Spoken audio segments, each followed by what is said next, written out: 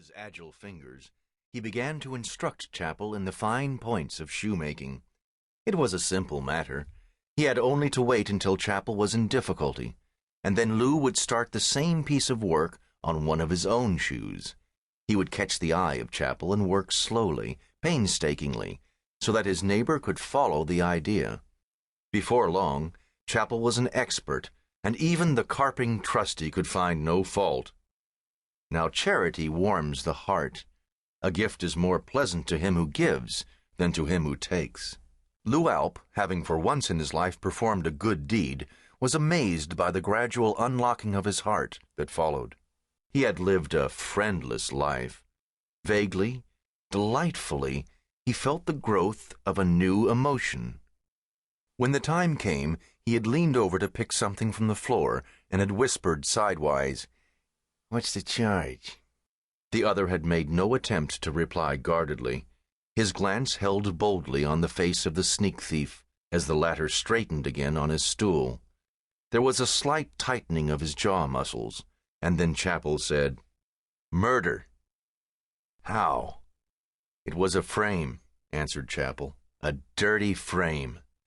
And then Alp knew the meaning of the spark behind those eyes. A little later, Chapel put his first question. "And you?" he said. "They framed me too," said Alp, and with marvelous skill he was able to put a touch of a whine even in his whisper. "The dirty dogs framed me too." He hardened his face in lines of sadness, prepared to meet unbelief in the eyes of the other. But there was no questioning in Jack Chapel's mind. Instead, he sat rigid on his stool, and his eyes flamed at his companion. Then he smiled. The last bar was down between them. He admitted the sneak thief into his friendship.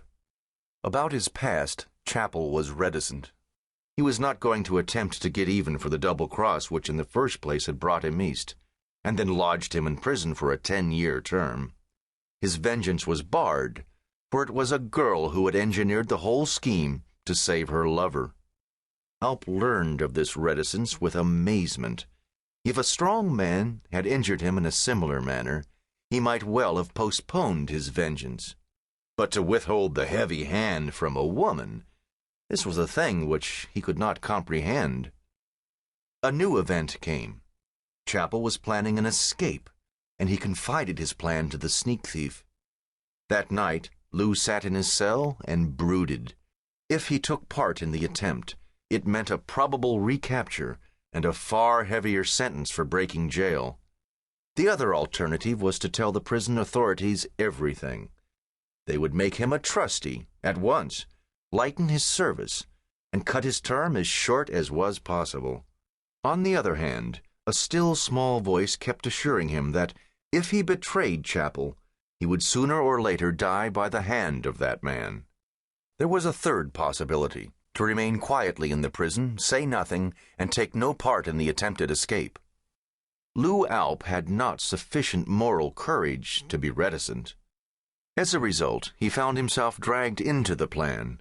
On the appointed night, after 5 minutes of quiet work and murderous suspense, he stood outside the black walls a free man, with Jack Chapel at his side. Instinct told him, as strongly as it tells the homing pigeon, safety lay in the slide across country to the all-sheltering labyrinth of Manhattan. But the voice of Jack Chapel was stronger than instinct, and Alp started west with his friend.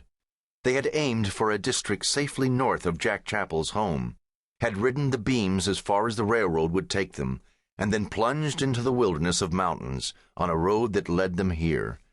The night before they had spent in a small village, and there, with his usual ferret-like skill, Lou learned of the payroll which was to go the next day from the village up to the mine in the hills, under charge of 2 armed men.